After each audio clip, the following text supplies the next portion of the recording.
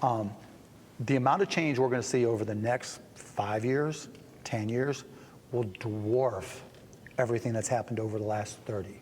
We went from automating pen and paper, right, with spreadsheets, to connecting PCs into local area networks to, connecting them, connecting people to each locally, other. Locally, right, to connecting networks to get the internet, to getting the network effect of communicating people globally and allowing that communicating, getting that productivity. And that really starts to happen about 2098, 2000, right in there when the internet suddenly is getting into people's homes. Blast off. And then we get to Facebook in 2004, all the network effect to people, right? And to the Slacks and everything, the network effect in business, the Salesforce.com. But now we're introducing artificial intelligence, machine learning, deep learning, neural networks, et cetera. So, and what that enables is the automation of automation, right? And so the people who were writing software, particularly at the lower end, unless you're doing these advanced things, they're gone, right? The people that would do— Because the software's writing itself. It's doing itself, right? It's just math. Right? All the people doing basketball analytics and saying, okay, we're going to, this is what you do in this situation. Well, you can't anticipate, you can't look at every possible iteration. People can't do that. There aren't enough people, there's not enough time. Machine learning can look at every possible and consider every possible situation. So the notion is it looks at the statistics of the shots, looks at where the players were, looks at what happened in the last 3 games, and can play chess against it and see the reaction. A programmer back in the day, so when I was writing code, it was the algorithms were if this, then that. Right. XOR, whatever it may be. Right. But you had to guess. Right? You had to use your best instance. And then it got smarter and smarter and smarter, and libraries to do bigger and better things. All that is being automated. And so now you have to know how to use that stuff. So either software works for you or you work for software, and once the software takes over, you're gone. Right? So unless you understand that, you don't understand that the nature of work is changing, the nature of employment is going to change, and from a business, from a stock perspective. If you're in the Fortune 500, if you're an S&P 500 company, if you're in the Dow 30, right, if you're one of the bigger companies, you already know this. And in talking to a lot of these big companies, they know their workforces, and given the supply and demand of stocks, the supply is shrinking, and the demand is going up just as the economy grows.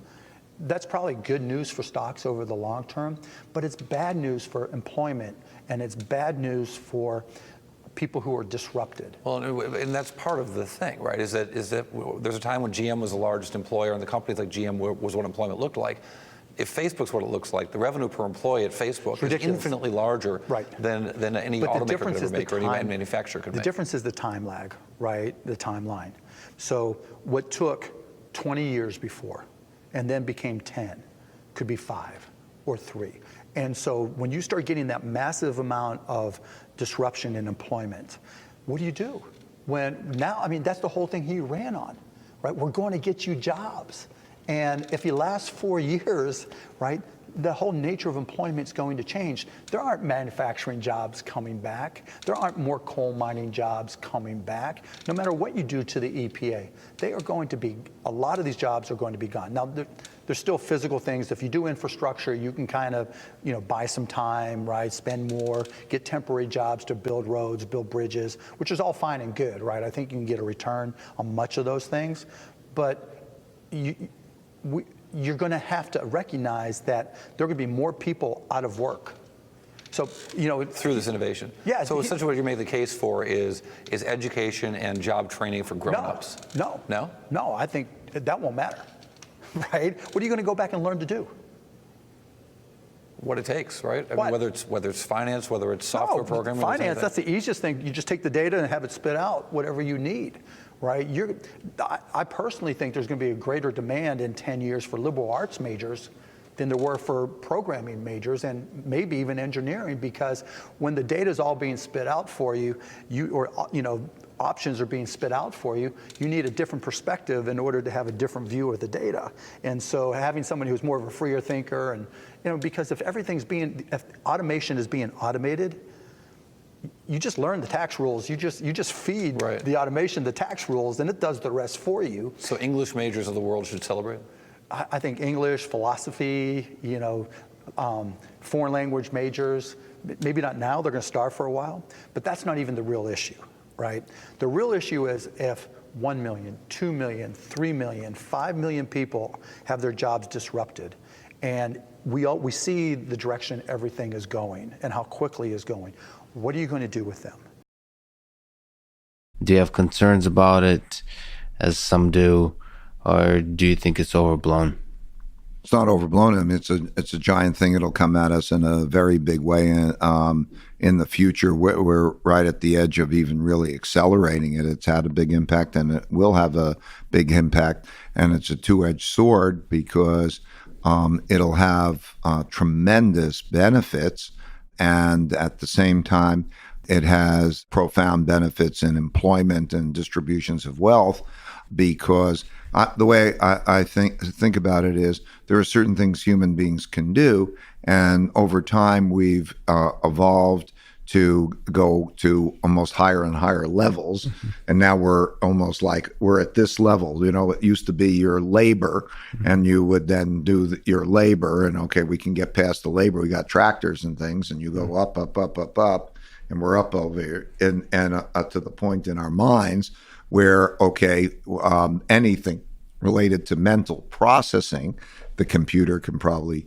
do better, and we can find that. And so other than almost inventing, you're at a point where the machines and the automation will probably do it better. And that's accelerating, and that's a force, for the good. And at the same time, what it does is it displaces people in terms of employment and changes, and it produces wealth gaps and all of that. So I think the real issue is that has to be viewed as a national emergency. In other words, I think the wealth gap, the income gap, the opportunity gap, all of those things, that force is creating the problems that we're having today. A lot of the problems, the great polarity, the disenfranchised, not equal, not anything approaching equality of education, all of these problems, a lot of problems are coming as a result of that.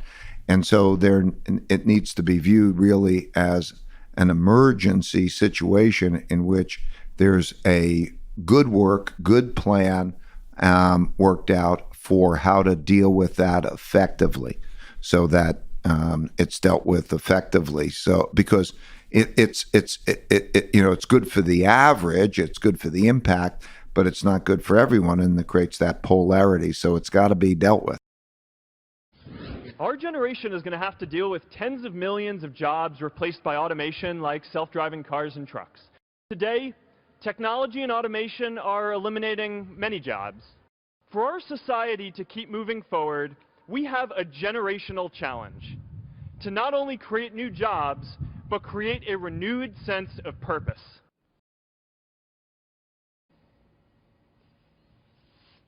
Well, the fact that we can make more goods with less resources overall creates the opportunity to take that labor and say, are we helping kids with special needs? Are we helping older people? Are we reaching out to those in need? And so the fact that labor gets freed up and we're still making all these goods, that's a wonderful opportunity to solve problems that we haven't. There will be fewer and fewer jobs that a robot cannot do better. Okay. What to do about mass unemployment? This is going to be a massive social challenge. And I think ultimately we will have to have some kind of universal basic income. I don't think we're going to have a choice. Universal basic income. Universal basic income. I think it's going to be necessary. So it means that unemployed people will be paid across the globe. Yeah. Because there is no job, machine, robot is taking over.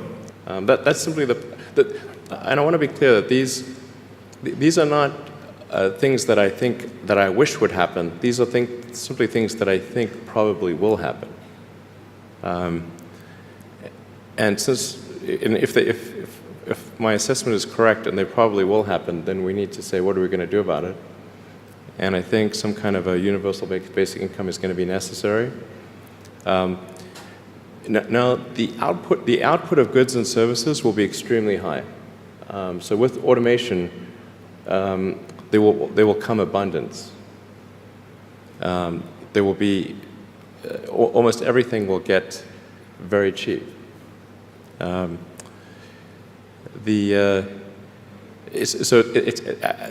think I think we'll just end up doing a universal basic income. It's going to be necessary. The harder challenge, much harder challenge, is how do people then have meaning? Like a lot of people, they derive their meaning from their employment. So if you don't have, if you're not needed, if there's not a need for your labor, how do you, what's the meaning? Do you have meaning? Do you feel useless? That's a much harder problem to deal with.